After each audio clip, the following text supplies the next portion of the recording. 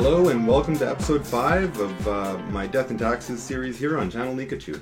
If you like modern and you like watching us play our modern games, make sure you're subscribed to the channel and that you like this video, comment, let us know, because that helps keep it all going. So this week we're preparing for a PPTQ next Saturday. I couldn't even go if I win it, so I probably won't participate in top 8 even if I'm so lucky, but I still want to participate in it because it's one of our more competitive stores and it'll be a fun tournament with good prizes, I think. So, and I'll just bow out when the time is appropriate if that's the case. But it's also very good practice because a month later, in about 5 weeks from now, we're having the Fusion 5K, which is Fusion's one of the stores in our city, or the big ones there that put on major events for us, and this one's got $5,000 in cash given out, which is, a rare thing in a city like ours there. So if you're in the neighborhood of Winnipeg or can make it, come play against guys like me, Nikachu, Day 2 Dryden. We'll probably all be there participating. So $1,500 for first place, I hear. So it's a worthwhile tournament in this area if you can make it. So and I'd like to practice for it. So we're going to be rolling with pretty close, less experimental cards at this time because yeah, I just want to get in all the practice I can because, when you're an adult and have a child, it's hard to get some practice playing Magic. So, we're on pretty much the same plan as usual here. We got taxes and value creatures and Eldrazi's. And so our removal in the deck is 4-path to Exiles. Exile anything, combos with the Arbiter to not even give them the land. Lots of decks barely have that many lands to begin with. The taxing plan being Arbiters, Thalias, a Naven Mindcensor, and a Phyrexian Revoker. So, it's a kind of small tax package in our version here, but it's more as a distraction and to stop the infinite shenanigans as opposed to trying to tax them into the ground and have no permanence when we kill them. Like, you just want to slow them down, get them up. Like, we're more going for tempo when we're playing these tax creatures than rather, like, lock a guy out of the game, so to speak. So, it's more of an accessory. Like, if you look at a deck like Humans, it has a lot more disruption, actually, but a lot less value. So when they're coming up against those blue-white control decks, they're not doing as well as we generally do against blue-white control and other decks like that, blue-white-red or this and that, right? So then we move into the value creatures of Wall of Omens and Blade Splicers are the primary ones to be able to just get an immediate advantage from both playing them and when they get flickered. The Flicker Wisps and the Resto Angels to get those bonuses while providing like nice bodies in the air. Eldrazi Displacer, being able to control the board or flick your own creatures for value makes them just incredibly potent in this version. And 4 Thought-Knot Seers to round it out, which is not exactly a taxing creature, but it adds to our disruption plan. Like the Thalia slows them down a bit, the Arbiter slows them down a bit, then Thought-Knot comes in and cleans out their hand of what we need to.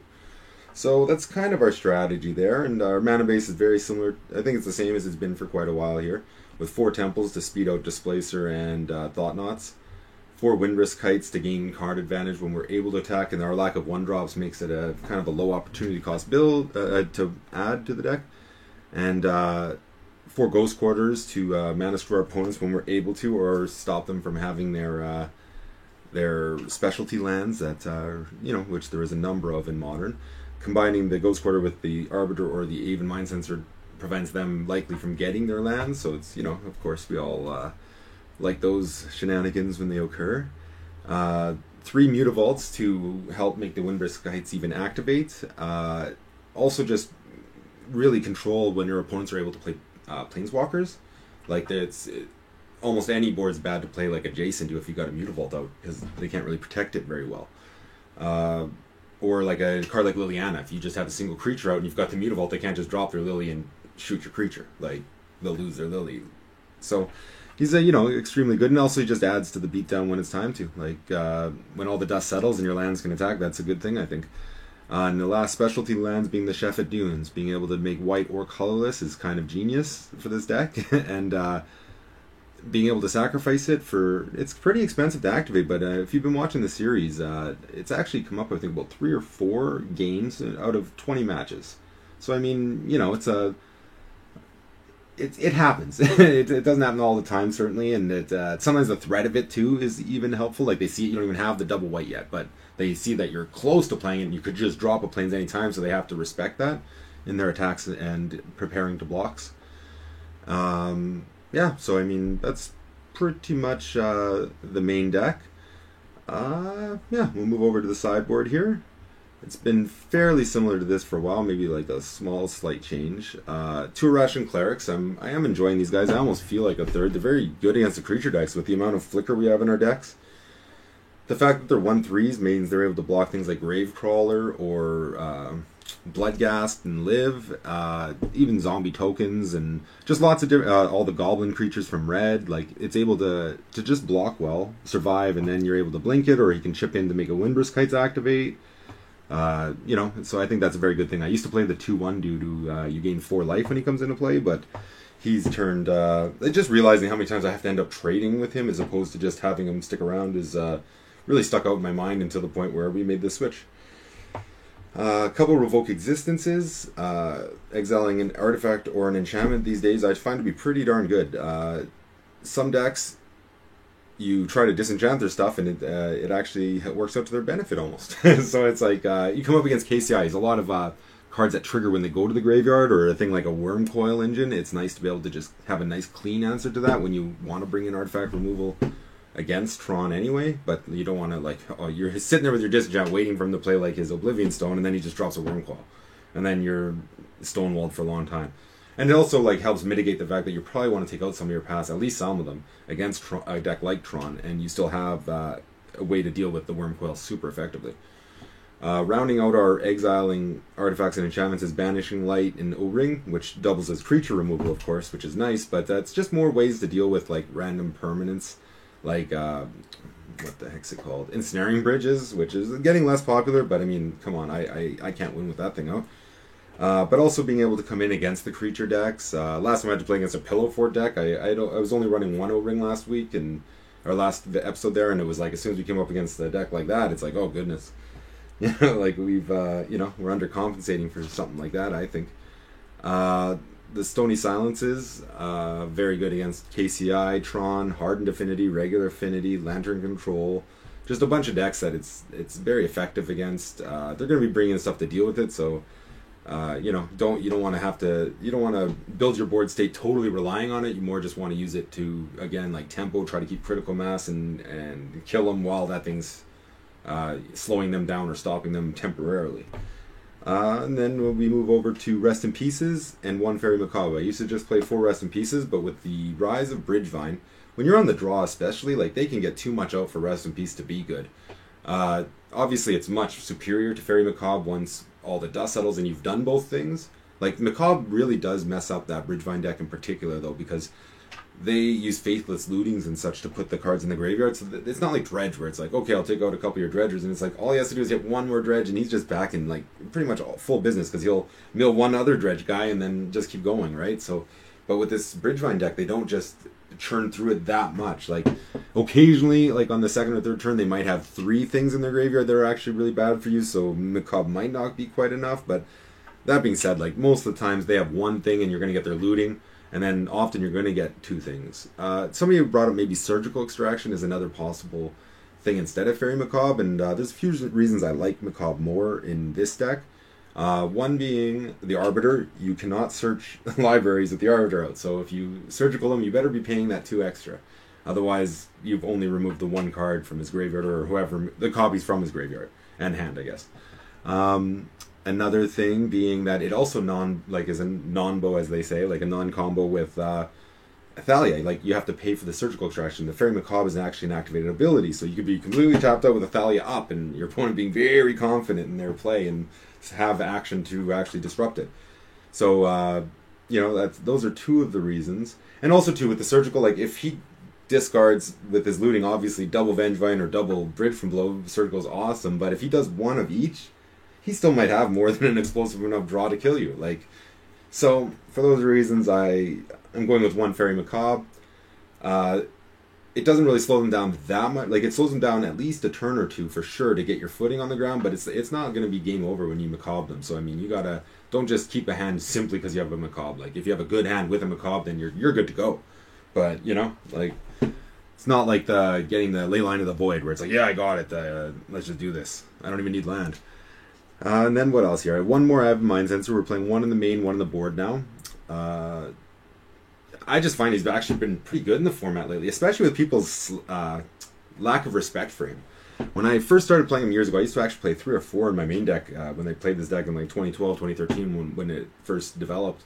And yeah, we're rolling with 3 or 4 of them back then. And I mean, you're up against decks like Birthing Pod, where it's like you need something like that out. But and Arbiter's only going to go so far with it. But at the same time, too, like back then when I first started, people would often play their fetch lands before, or just say go with their fetch land up with like 2 mana, thinking like, oh, you don't have an Arbiter, you can't do anything. And then, so then I untap with my 3 mana, play my 3rd land, say go, and then they'll try to crack the fetch land at the end of the turn, and then you just get them with the Mind Sensor, where, like, then it entered a period in, like, 2014, 2015, where people were really game to it. Like, they really knew you might Mind Sensor them. So they actually played very well around it. But now we've entered in this new period here. I mean, we're in 2018, a whole crop of modern people who never played against Aven Mind Sensor. So the Bird Wizard is working his magic once again.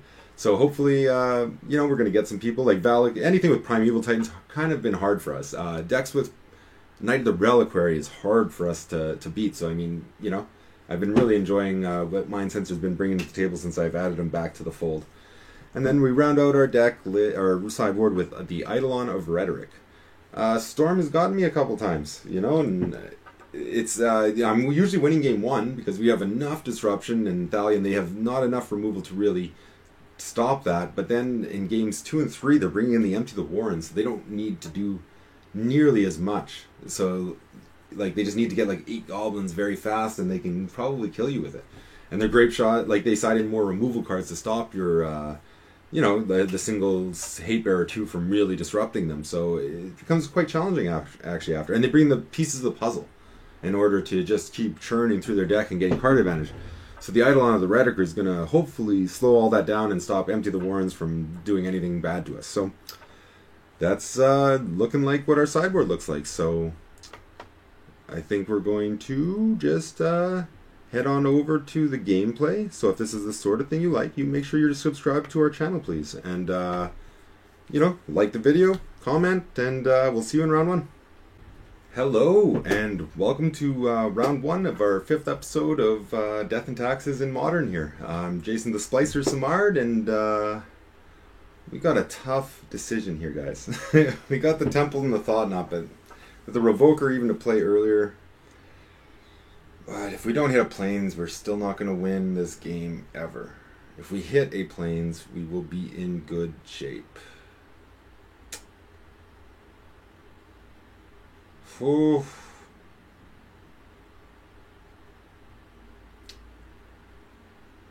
Well, if you like hard decisions like this, be sure you've liked this video.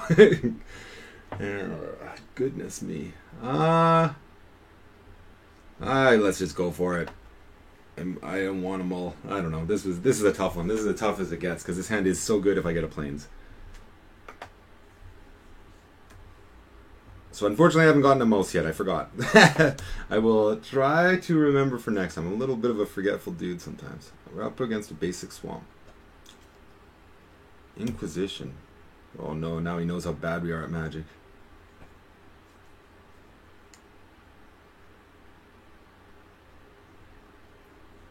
I'm guessing we're up against that Smallpox deck here.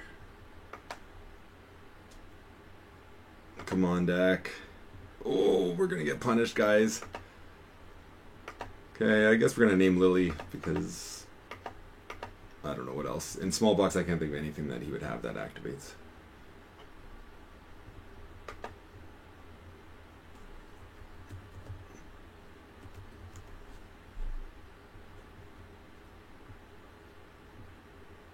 Is that not a name?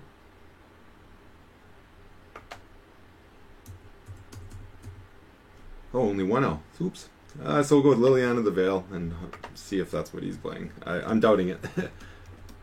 Like we're about to get Smallpox and this game is going to be over.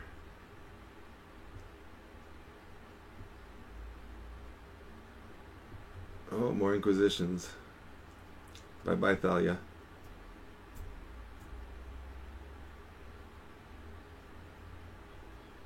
Oh, green-black. Well, to be honest... Oh, God. Oh, I had a bad feeling.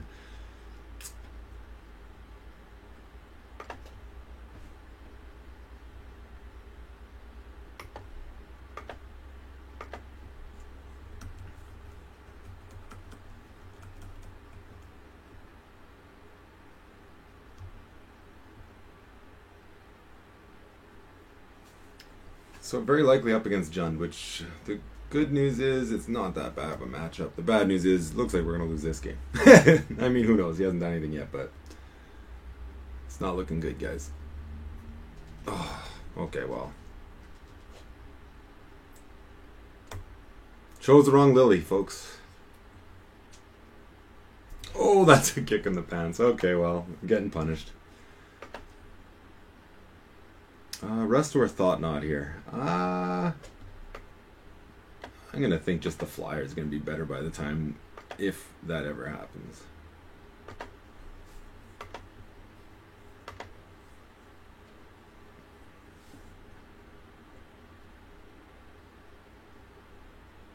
Bloodbraid?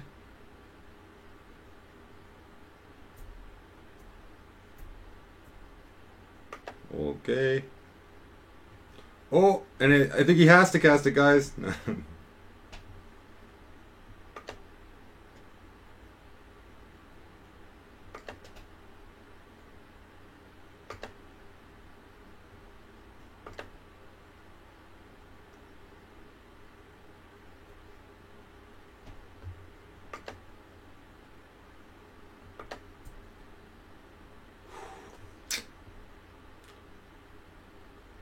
Well, it's got to be the Thought-Knot because we don't have many choices.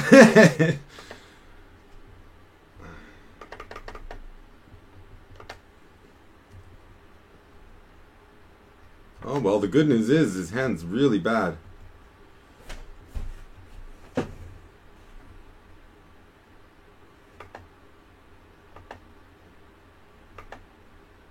Whoa.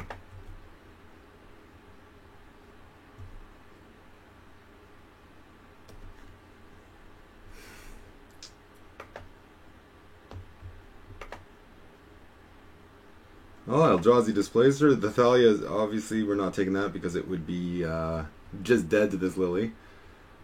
Ghost Quarter and Plains, like, online you can't play lands from under Windrisk Heights, we have discovered, which is obviously not awesome.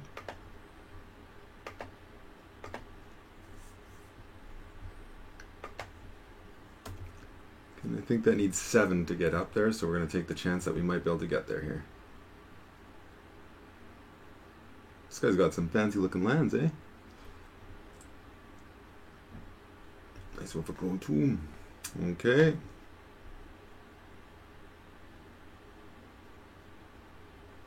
Scavenging Ooze. Okay, that's really unfortunate, actually.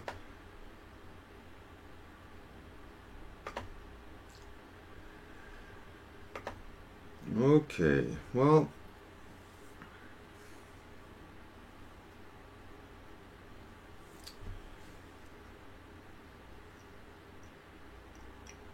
play that Flicker Wisp. Wisp away the Lily so he doesn't ultimate us next turn, because I don't think we're going to win through that.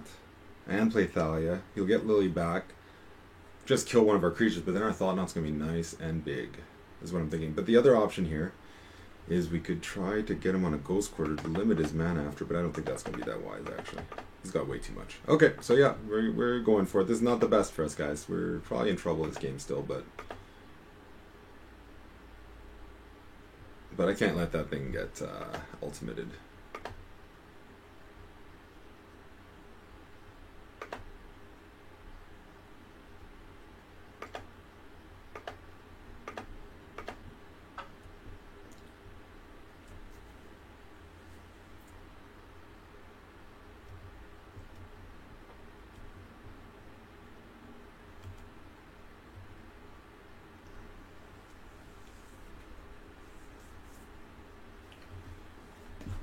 Let's yield through the turn here.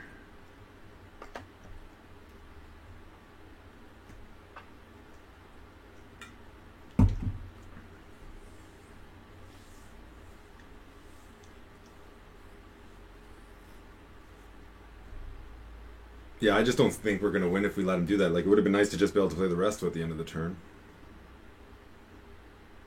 What's he got, a Dreadbore or something? Yeah, have another card. That's really too bad. I thought we were going to get in there with our Windrisk Heights this turn, which would have been very nice, obviously.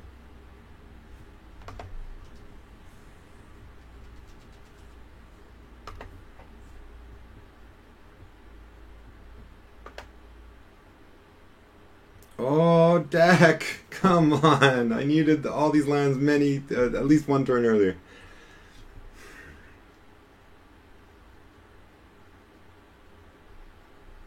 Okay, well, can't do anything, guys. This is pretty brutal. Well, we're gonna save our Thalia when he tries to kill it, so that we can maybe get in there with our Restos and our 2 creatures under the Windbrisk Sinister. I should have played this land, actually. That was a mistake. I could end up needing that next turn, because I could act it. Oh, I'll still have it, but if I end up having to use this Ghost Quarter. Oh, hey, good. Good thing I got a second main phase.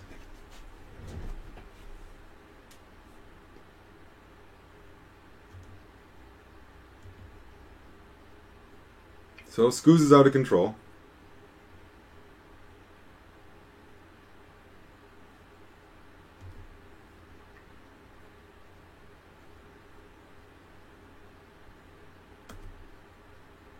We're going to take a big hit here, guys.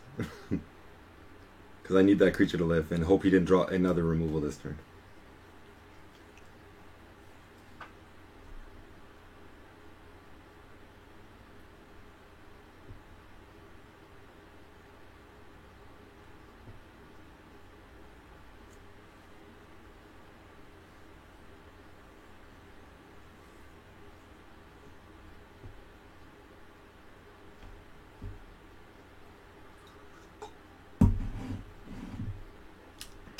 Well, he's thinking. I don't know what about. There's nothing else to eat unless he's just so hungry he's not going to eat creatures. Let's just hope he doesn't have one more removal, because we're going to see the true power of Windbriskites if that's the case.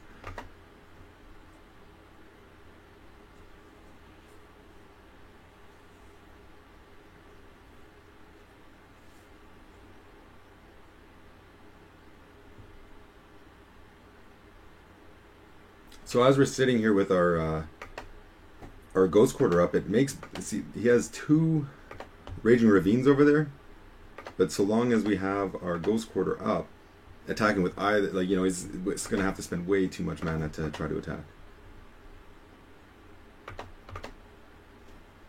Yeah, use the ability. Okay, let's see. Do you got another removal, buddy? Oh, goody!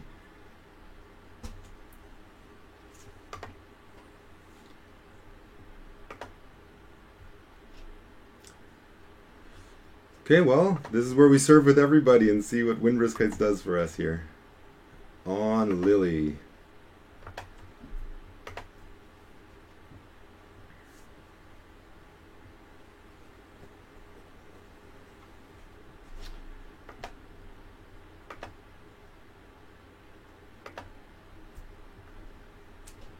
Okay, when you're doing this, you gotta click on the cast of that when you activate it. I've missed it a few times in the past. So we're gonna save Thalia's butt.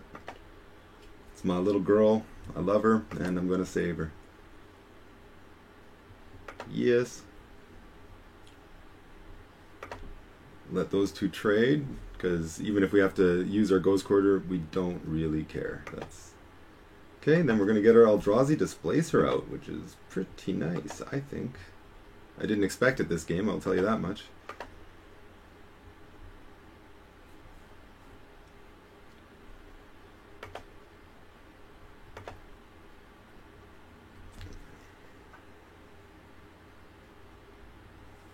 Well, keep eating them. This is actually a mistake on his part now that I have the Displacer, because I can just blink it and now he won't be able to make that thing bigger. And he's also made his Tarmogoyf smaller. Oh, he's returning the Bloodbraid Elf. Oh, I didn't expect that. Okay.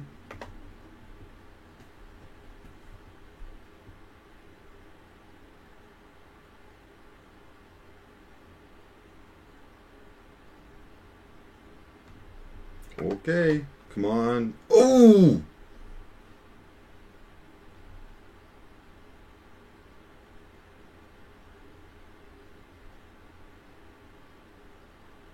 Ooh. Luckily we got our Eldrazi Displacer, guys.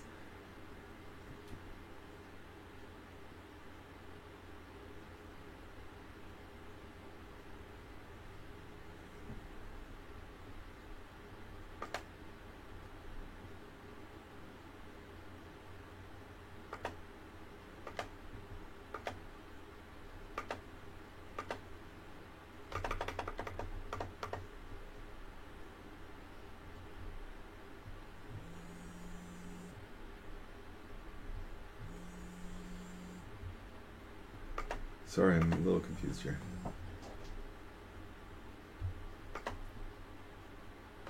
Yeah, better use that ability. Okay.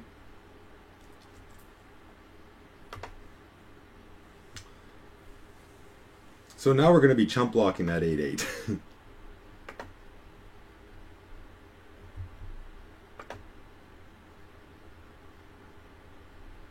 And we're going to go down to 4. Because we want all the rest of our stuff. Okay. Well, little Thalia, I saved you for exactly a moment like this. I kind of feel like you should have actually tried to kill the restos. The one, in particular, the one that was untapped, because I would have had to return it to play tapped. Yeah, we're going down to 4.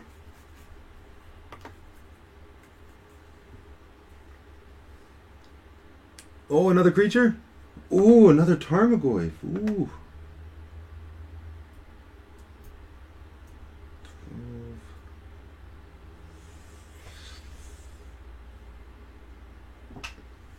1, 2, 3. So I can blink all 3 of his creatures on the next turn.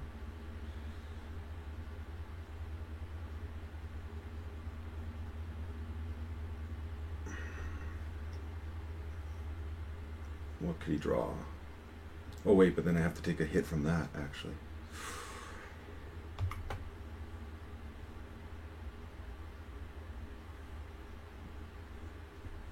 Hmm.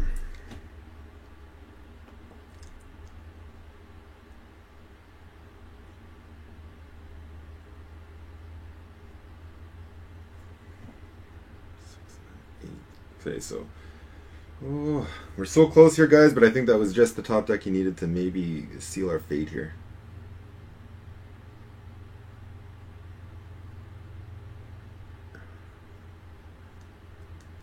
A Path to Exile would have been nice, I gotta tell you.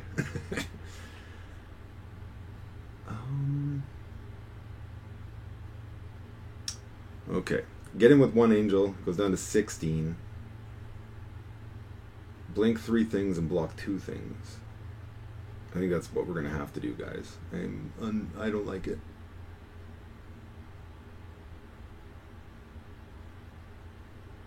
Okay, Thought Knot doesn't really do much though. Shoot. Oh, goodness.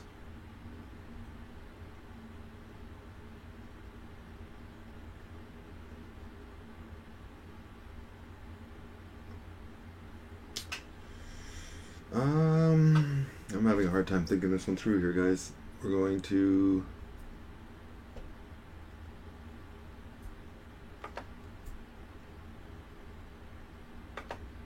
Just gonna get...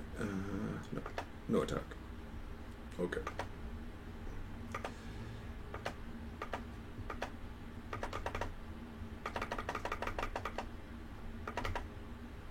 So we're gonna clean out his hand, okay, and say go.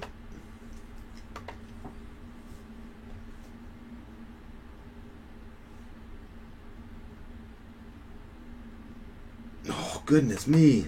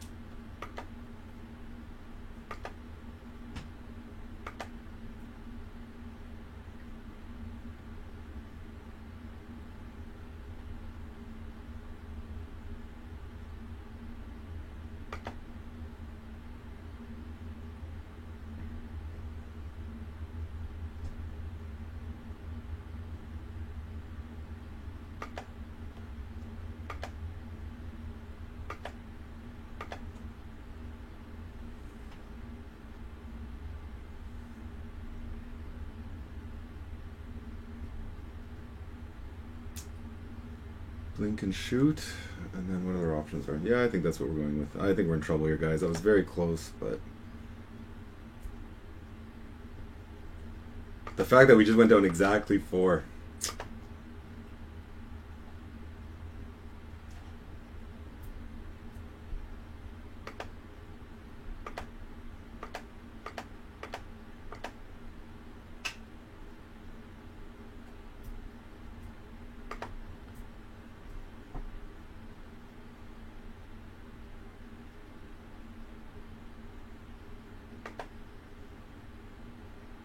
I'll take that.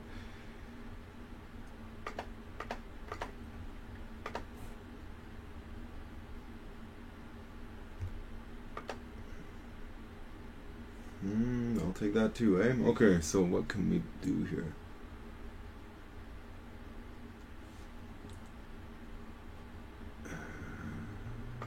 Okay.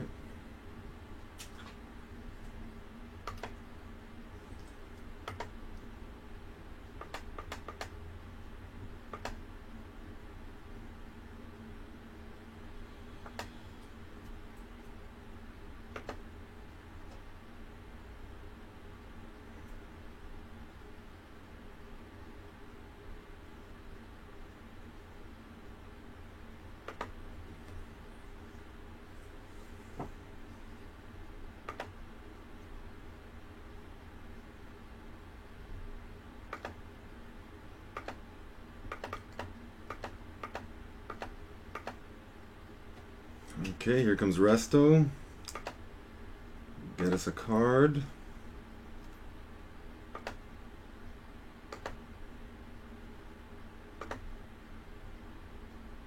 Oh, okay.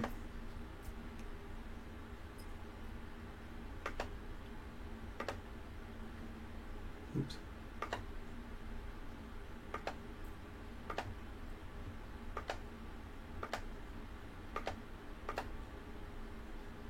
Oh, oops.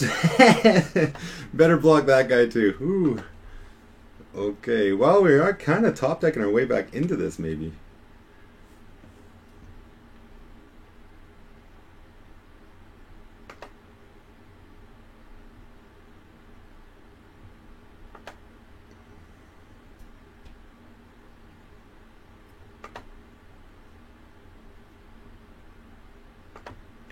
Oh, if he just plays another Tarmogoyf. Oh, there's lots he could play that would be terrible for us here, but. Oh!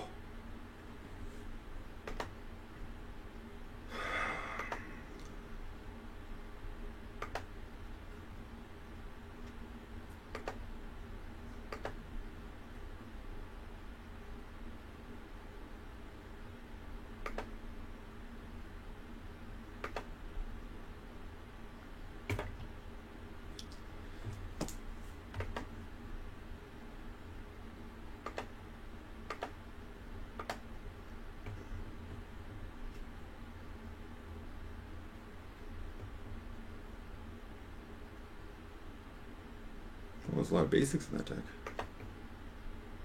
Ooh.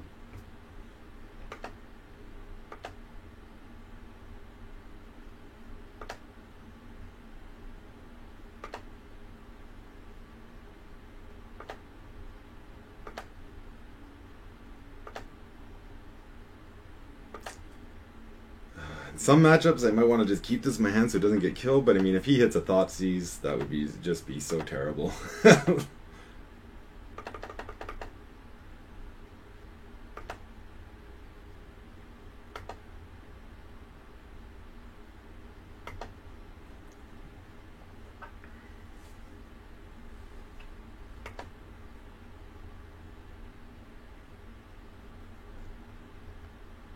Oh goodness.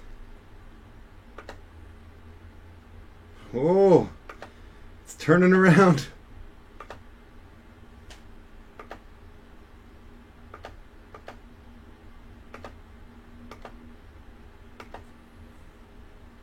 Let's just see a dumb creature off the top, guys.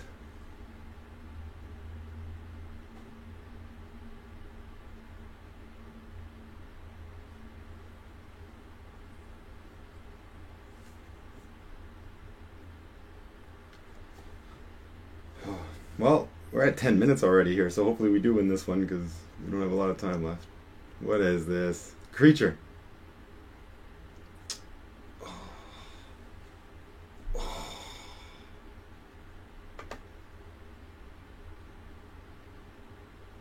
What? Why didn't he get rid of our card in our hand? Oh, you punk! Ah, alright, well, he got us.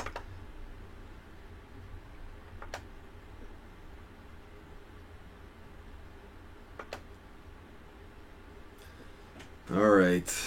We'll bring in O-Ring. He's got Maelstrom Pulse. See, that's why O-Ring and Banishing Light have to be different too, though. Because he's got those. You know, I think I'm going to bring in these Eidolons. He's got his Blood Braids. These things, and you can't bolt these things right off the hop. I'm going to get rid of one toughness, guys. The other Mind Sensor? Maybe a Thalia. Yeah, we don't want to draw multiples of Thalia with a thing out. Anything else we want to do? Oh, maybe a couple Rest in Pieces, actually. And we'll drop that Mind Sensor. He's only got his fetch lands.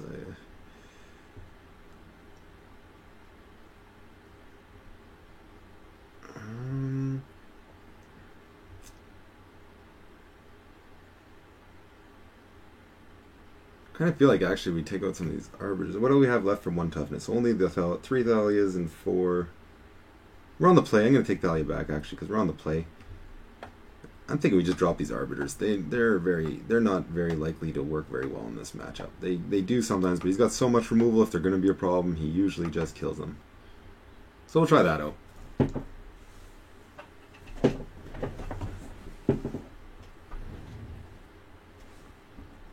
So yeah, I'll play first. Okay, well, we'll keep. I like having a white mana in the early game. That pleases me.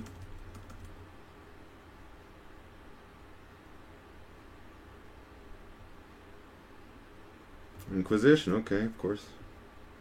Rest in Peace is probably gone. There you go.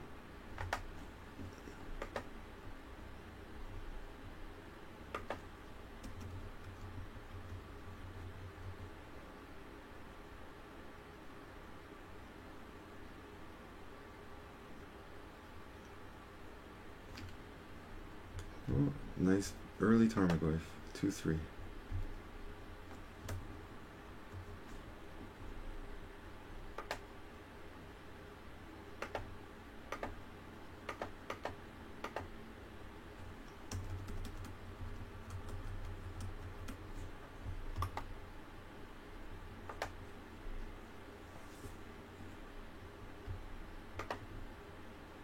Yeah, we'll take the thing. I don't want to get my guy instant killed and... yeah, boom.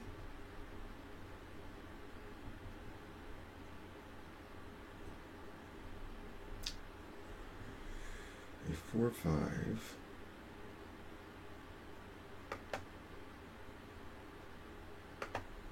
I'm going to path his Tarmogoyf.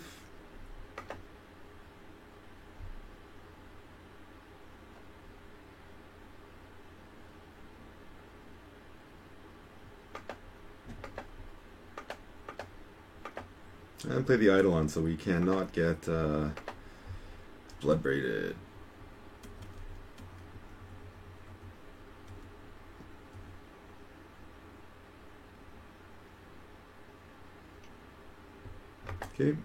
Okay, well we're going to, if we do get to a game 3, guess who's coming in? That extra Stony Silence, like nothing would have been excellent.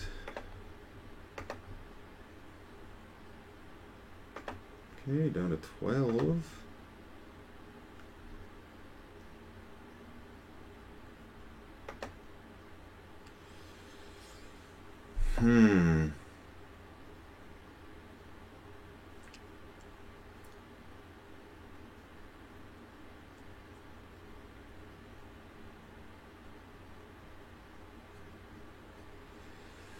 So you gotta give me all the tough choices deck here. Jeez. Thought-Knot or Resto?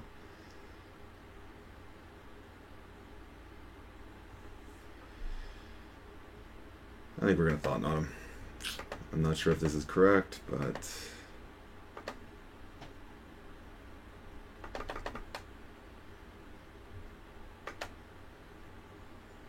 Oh!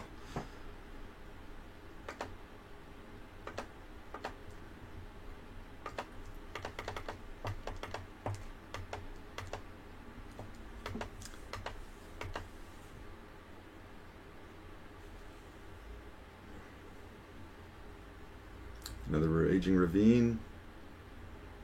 What did you top deck? Lily, get me out of here. Oh, okay, good. I can handle that.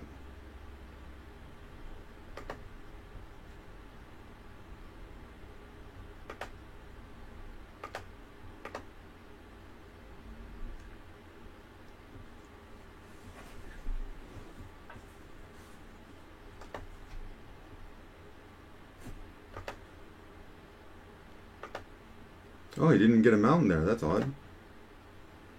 Okay, down to... Oh, he had one in his hand. Okay.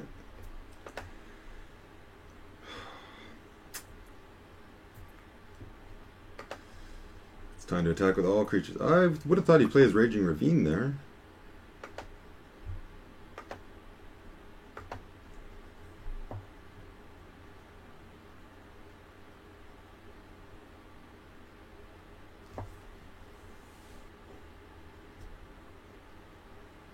Hmm.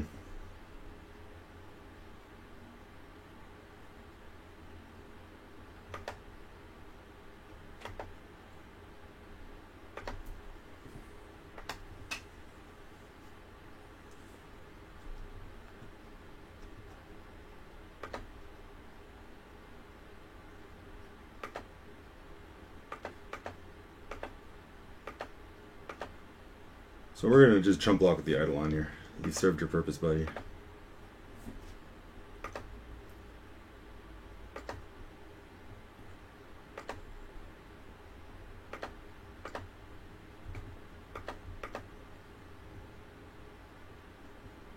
Oh, we got there, guys! Okay, game 3. Oof. Yeah, let's bring that in if he's gonna use the Lava Man as well.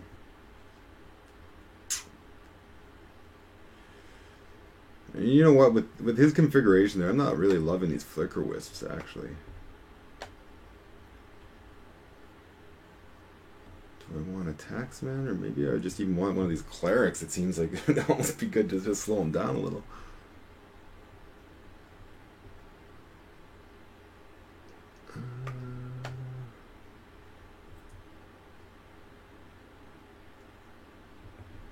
Yeah, we'll go with a Lucky Arbiter, I guess. Submit. Well, we almost got there that first game, and now we're going to game 3. Maybe we can do this here, boys and girls.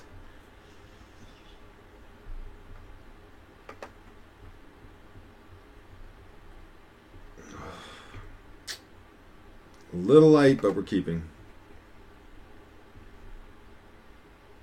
Wouldn't be a game if I didn't get Inquisition the first turn.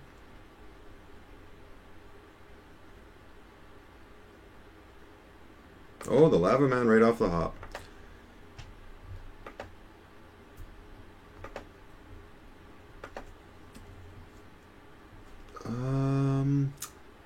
You know, in this case, maybe I just want a second Rest in Peace in case he just Thoughtseize me in a second here. But if he doesn't, we're gold. We saw Abrupt Decays, we saw Maelstrom Pulses. You know, Thought-Knot is very good, but this Rest in Peace looks extremely good against his deck, and I have a feeling this one's not going to quite make it. So, and if it is, then he's still got ways to deal with it in his main, which I'd like to be able to play through.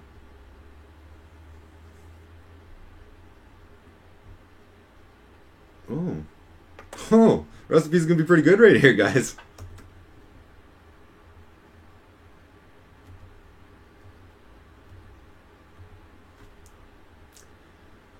Alrighty, Plains into Rest in Peace.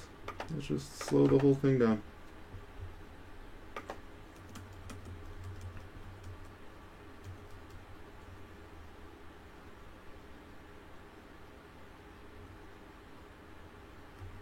More scoos, okay.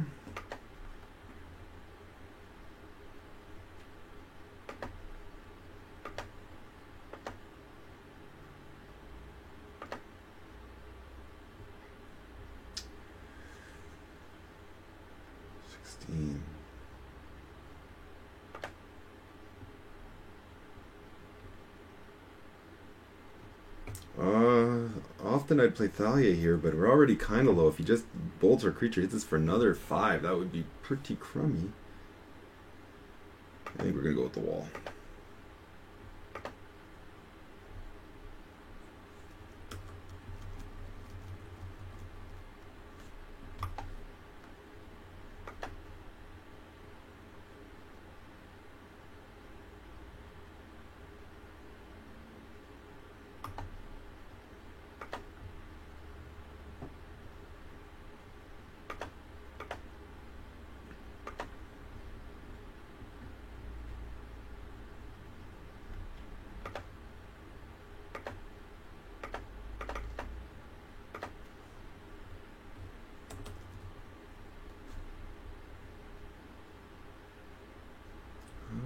Take away Fatal Push.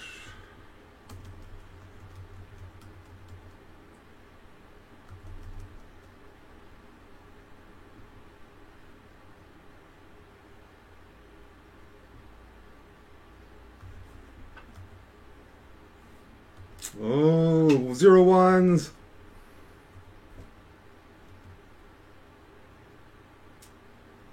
Oh, wow, he wants my blood. He doesn't want to let me run out of time. He wants to kill me with his hands.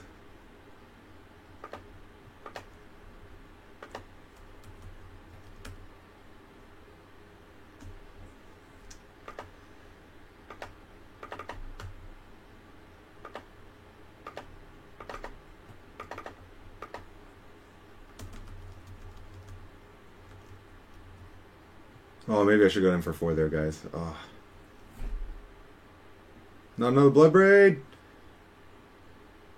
Oh, bye-bye, little girl.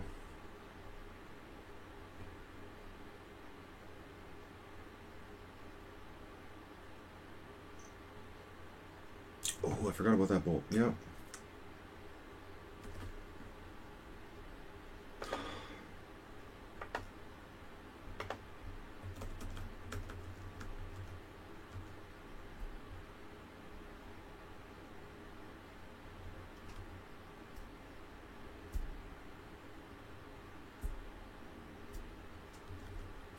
Eesh.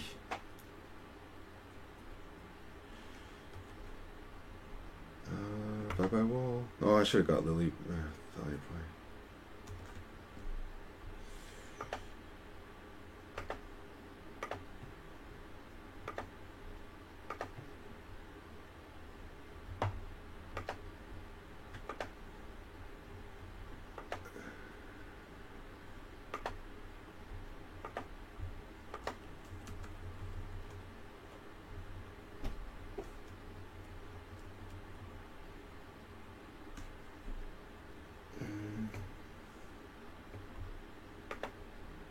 Oh, that's the wrong block order. Oh, goodness.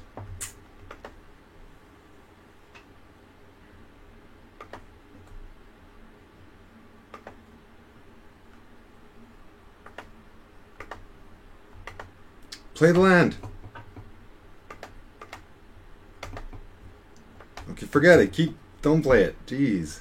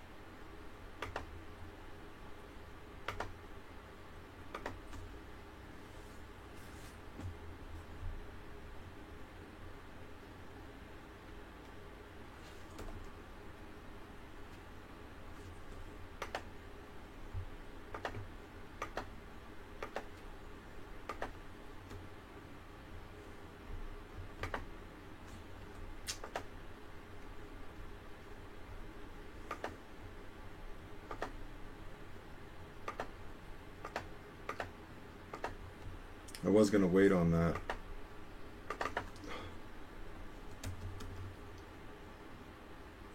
Sure. Comes a Mutavault.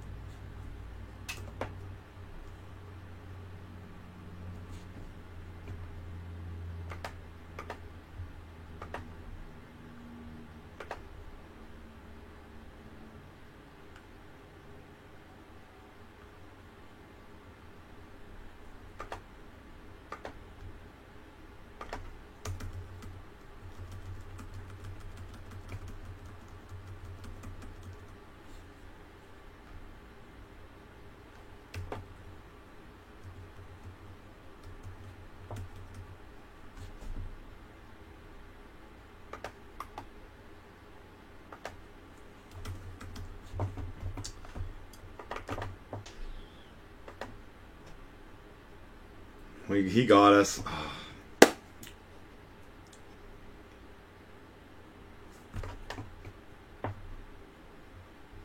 Well, I think we would have got there, guys. Oh, sorry. That we would have got there, guys. I'm a little slow playing and talking and clicking my buttons slowly. And that first game was ridiculous. But, well, that was round one. We lost 1-2 there to Jund. If you like this type of content, we'll see you in round two. This is the Splicer, doing my best in Modern. Like, comment, subscribe if you like this sort of thing. Let us know you like it, please. Have a good day, and we'll see you tomorrow.